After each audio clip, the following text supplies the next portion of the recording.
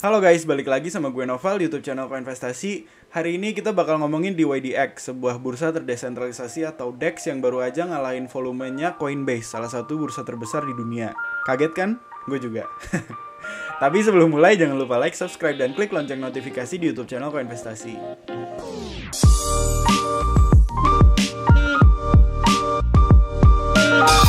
Sebelum mulai, gue mau nanyain dulu guys, apa kabar kemarin? Kayaknya market crypto tuh habis koreksi gede-gedean, terutama buat yang newbie pasti panik-panikan. Ya panik-panik ajaib lah.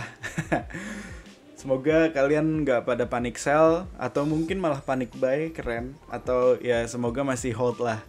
Karena kemarin tuh kalau misalnya update, beberapa hari yang lalu sih, bukan kemarin. Itu tuh baru aja terjadi FUD besar-besaran dari Cina. FUD tuh adalah kayak sebuah berita negatif lah, yang biasanya bikin market koreksi. Nah, jadi kemarin tuh baru aja ada 2 berita negatif dari Cina, di mana pertama tuh Cina baru aja ngomong kalau mereka pengen bikin regulasi yang lebih ketat untuk menghalang pertumbuhan kripto di negaranya. Nah, terus juga dia bank sentralnya tuh baru aja ngomong kalau misalnya seluruh transaksi kripto di Cina tuh ilegal. Jadinya ya balik lagi ke sini, dia mau kerja sama pemerintah, bank sentralnya mau kerja sama bareng pemerintah untuk mulai membatasi aktivitas di Cina. Nah, tapi seperti yang kita ingat, apapun yang dilarang di Cina, contohnya Google, Facebook, YouTube, dan lain-lainnya, itu biasanya tumbuh. Jadi semoga hal yang sama terjadi di Cina juga.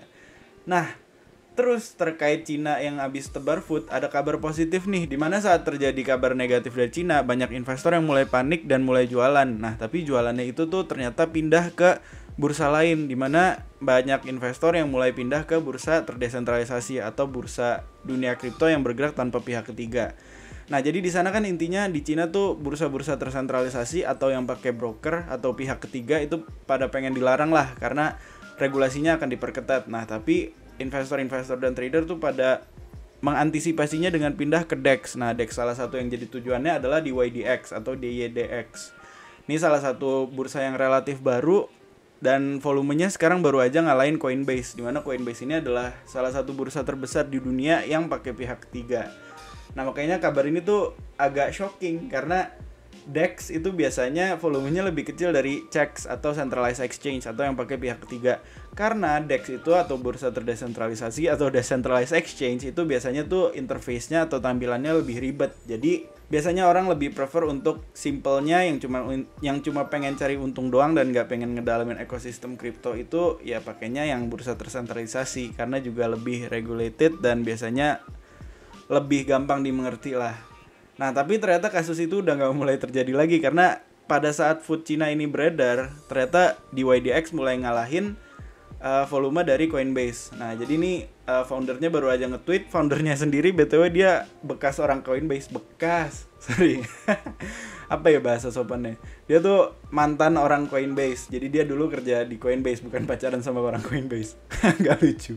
Jadi dia dulu kerja di Coinbase dan dia 5 tahun yang lalu tuh keluar dari Coinbase untuk bikin bursa baru namanya DYDX. Jadi bedanya kalau Coinbase itu pakai pihak ketiga, kalau DYDX nggak pakai pihak ketiga. Nah, jadi DYDX ini tuh adalah sebuah bursa yang bergerak tanpa pihak ketiga dan volumenya baru aja ngalahin Coinbase yang pakai pihak ketiga. Seperti yang narasi awal tadi gue bilang, biasanya CEX atau Centralized Exchange itu volumenya lebih gede. Buat yang masih bingung sebenarnya perbedaan antara DEX sama CEX itu apa, bisa baca artikel kita di Koinvestasi ini. Di apa itu DEX, pertukaran mata uang digital paling aman. Asik, langsung aja di search. Tapi intinya sebenarnya simpelnya tuh DEX itu adalah bursa terdesentralisasi yang bergeraknya itu tanpa pihak ketiga. Jadinya orang kalau mau trading atau jual beli kripto itu langsung masuk ke dunia blockchain. Jadi dia transaksinya antara satu orang dan satu lagi itu langsung tercatat di smart contracts atau kontrak perjanjian yang nanti tuh smart contracts-nya dieksekusi secara otomatis pada blockchain. Beda dengan bursa tersentralisasi atau yang pakai pihak ketiga kayak contohnya Indodax, toko kripto, Thrift dan lain-lainnya yang ada di Indonesia. Itu tuh kita input ordernya ke mereka, terus nanti mereka yang eksekusi dengan mereka yang nyambungin kita ke blockchain. Jadi kita nggak langsung ke blockchain tapi lewat pihak ketiga lah intinya.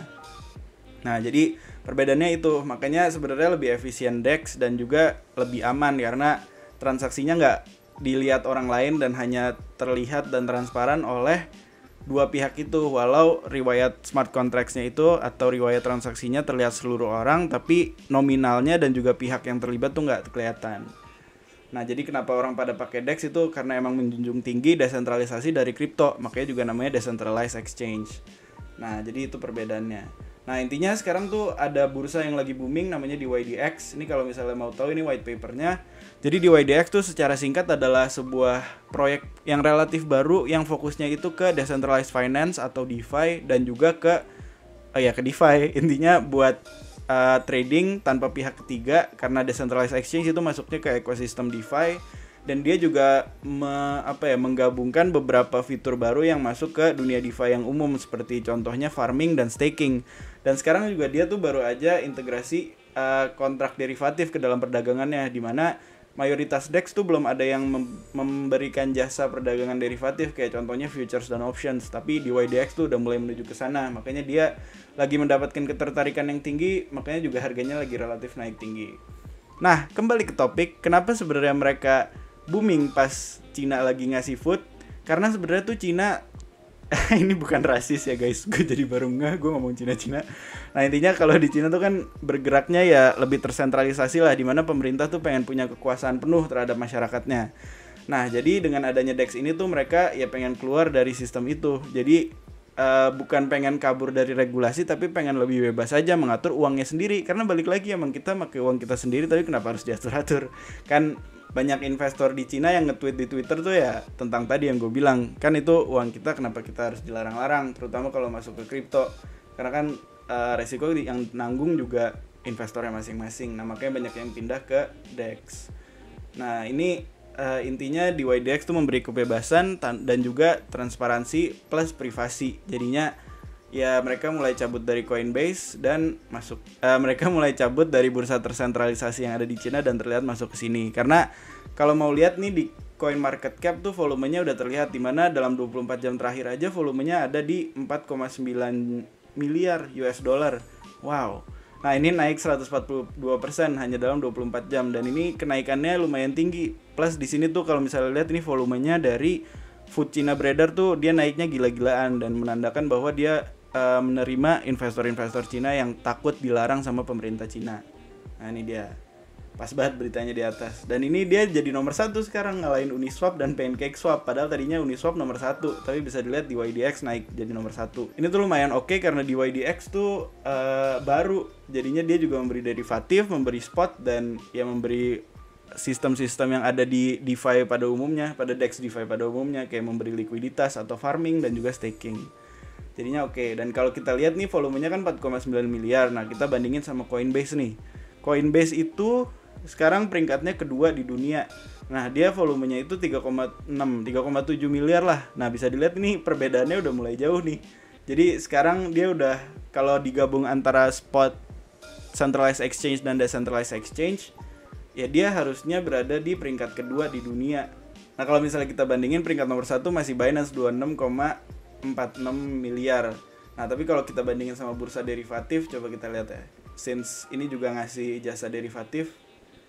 Nah, sekarang yang paling tinggi masih, ya kalau dari derivatif masih kalah lah, karena derivatif itu kan butuh pihak ketiga pada umumnya. Karena kalau misalnya ada yang trading futures, apalagi yang short, kan dia mekanismenya kita minjem kontrak, terus kontraknya kita jual, nanti harganya turun, kita beli lagi, terus nanti kontrak yang kita beli itu kita balikin, dan selisih yang jual dan beli itu jadi keuntungan kita. Nah, makanya itu biasanya butuh pihak ketiga untuk minjem. Nah, ini karena DYDX juga baru dan banyak yang belum mengerti mekanisme minjemnya dari siapa, karena nggak pakai pihak ketiga, jadinya masih centralized exchange yang berjaya. Tapi kalau di spot, ini udah ngalahin Huobi sama Coinbase, dimana Huobi juga lagi agak trouble. Kemarin ada foodnya juga tuh bareng sama Food Cina, dimana dia dilarang di beberapa negara. Nah, jadi ini yang bikin sekarang harganya tuh naik gila-gilaan si DYDX ini. Dan bisa dilihat nih, dia baru aja listing di Binance tanggal 9 September dan harganya udah naik gila banget. Jujur, mantap kali ini.